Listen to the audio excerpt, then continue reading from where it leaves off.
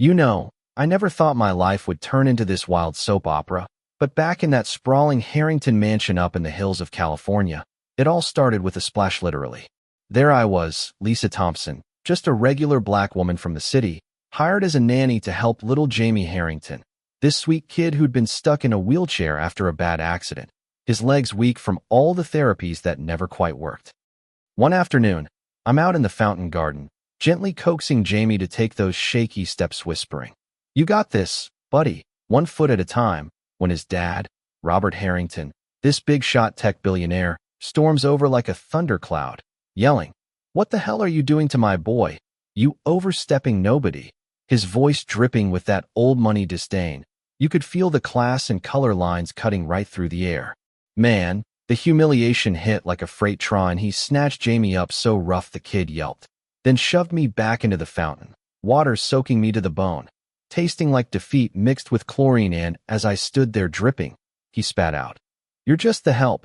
No fancy degrees. No right to touch my air with your kind of hands," his eyes narrowing like I was some intruder in his perfect world, all because his ego couldn't handle that I'd done what his Ivy League experts couldn't. Fired on the spot, I packed up that night, heart heavy, thinking about Jamie's big eyes pleading, "Don't go, Lisa. You make me brave." But Robert? He sat in his study, scotch in hand, convincing himself he protected his legacy from false hope, until curiosity got him pulled up the security cams, rewound that moment. And there it was, Jamie taking 3 solid steps toward me. No machines, just trust and my steady voice guiding him. And bam, the shame crashed over him like waves, realizing his prejudice had blinded him to a miracle. But here's where it flips. Next morning, Robert shows up at my tiny apartment downtown, 2 coffees in hand, looking like a man who'd swallowed his pride whole, mumbling, "I was dead wrong. Lisa, come back not as help, as Jamie's full-time guide. Name your price." And I stared him down, saying, "It's not for you. It's for that boy."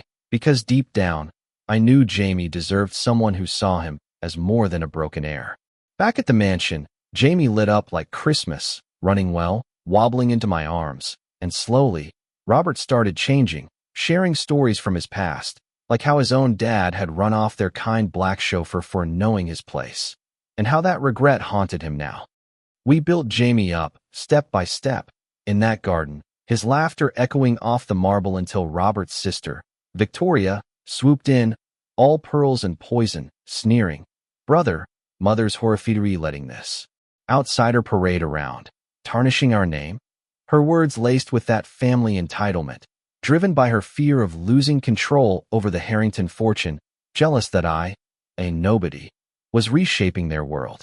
Tensions boiled. Victoria, with her HOA connections and society whispers, started her dirty war, digging up my old eviction fights from tough times, leaking smears to blogs like From Nanny to Schemer, even hiring a shady PI named Victor to tail me, snapping creepy photos of Jamie and me, scribbling threats like, "He's safer without you," all because she saw me as a threat to her inheritance games, manipulating the family trust. We'd catch her at galas, her voice silky but sharp. "Charles, appearances matter. People talk about your little arrangement." And I'd fire back on stage, "I'm here for Jamie's smiles, not your approval." The crowd clapping as her facade cracked. We fought back, set traps, gathered emails proving her bribes, went public with interviews exposing the harassment highlights, like when police nabbed Victor mid-break-in, linking it straight to her, or that courtroom showdown where I testified, voice steady, "Jamie's not leverage. He's a kid blooming because someone believed," and the judge slammed her injunction down, her face twisting in defeat. Finally, it peaked. They arrested Victoria blocks from the mansion, camera in hand, her accomplice spilling everything about her obsession with preserving the bloodline. As cuffs clicked, she hissed, "You'll regret crossing me." But it was over. House arrest, no contact, her empire crumbling under the headlines. Back home, Jamie drew us 3 holding hands, whispering, "We're family now." And Robert, softer, raised a glass, to seeing clearly. Yet, looking back, I wonder if prejudices run that deep in families like theirs. Can one win really erase them? Or does the poison linger, waiting for the next generation? What do you think? Was justice served? Or is this just how the rich play dirty? Drop a comment below, share your take on family feuds and standing up it like if you've faced something similar, and subscribe for more real-life twists.